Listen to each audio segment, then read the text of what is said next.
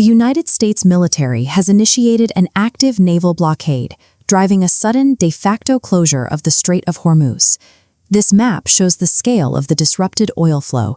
The shutdown has immediately trapped 20 million barrels per day, wiping out roughly 20% of the world's global petroleum supply chain in a single stroke. Market mechanics are enforcing this shutdown alongside the physical military presence. Maritime insurance providers are pulling their war risk coverage entirely. Insurance premiums have spiked to 1% of the total vessel value, rendering the route financially unviable for commercial operators. The logistical consequence is immediate. An armada of immense cargo vessels and oil tankers have been forced to drop anchor, completely stranded in the Persian Gulf. In response, Iranian forces are actively posturing against regional energy infrastructure, guaranteeing a prolonged supply disruption. The theoretical risk premium has materialized as a physical supply shock, forcing an immediate repricing of global energy markets. This chart tracks the instantaneous market reaction. Brent crude violently spiked past the $103 per barrel threshold, while WTI broke $105. That sustained surge in energy costs immediately drags forward inflation expectations higher, pulling them right along with the price of oil. Fixed income markets are now forced to rapidly reprice their duration risk to account for a hotter baseline. This external pressure directly contradicts the Federal Reserve's current narrative of a controlled, cooling economy. The geopolitical shock has bypassed standard trade logistics, transmitting directly into the deepest layers of the U.S. monetary policy.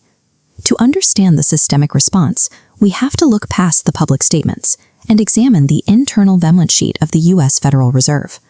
This chart illustrates the severity of the liquidity drain. U.S. bank reserves have plunged to a 4-year low, bottoming out at $2.8 trillion. Looking closely at the tail end of the curve, the acute velocity of the strain becomes visible. $102 billion wiped from the system in just the last few weeks. The mechanical force driving this is quantitative tightening, the central bank's program to pull baseline liquidity out of commercial banks. When bank reserves fall this critically low, the foundational stability of overnight funding markets for major financial institutions begins to crack. The Federal Reserve continues to project hawkish confidence regarding inflation, while their underlying fiat plumbing is running dangerously dry. The critical heartbeat of this short-term dollar funding is the Secured Overnight Financing Rate, or SOFR. If interbank liquidity evaporates, a spike in SOFR would trigger a freeze across global credit markets. This bar chart reveals the emergency response. Overnight repurchase agreements spiked as the Fed injected $29.4 billion directly into the banking system. Zooming out, this is the fourth largest liquidity push since the 2020 pandemic, signaling the most significant stress in over 5 years. This tactical injection quietly stabilizes bank reserves overnight, an action that contradicts their official tightening policy. To prevent a systemic freeze triggered by the Hormuz inflation shock, the central bank is executing a stealth bailout of the banking plumbing. This macro liquidity crisis is also forcing severe dislocations across physical asset markets. In silver, we are watching the paper futures price drop into the low 70s, detaching from the relentless demand for physical delivery. This chart visualizes the disconnect. COMEX registered inventory has collapsed to 76.8 million ounces, while 576 million ounces of open interest remain outstanding. That leaves a 13.4% delivery coverage ratio, pushing below the 15% threshold flagged as stress territory. We can see the reality of physical demand by looking east, contrasting this Western data with the pricing on the Shanghai Futures Exchange. This spread chart shows a persistent $9 to $10 arbitrage gap, meaning silver is trading at a 12 to 13% premium in Shanghai compared to the COMEX price. Capital and physical metal are structurally bleeding from west to east because Western paper markets are failing to price physical reality. That same speculative capital is fleeing high beta risk across the digital asset ecosystem. The price action has been sharp, with Bitcoin dipping back to the 71,000 level under heavy selling pressure.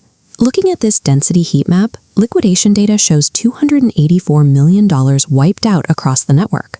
$203 million was concentrated in long positions.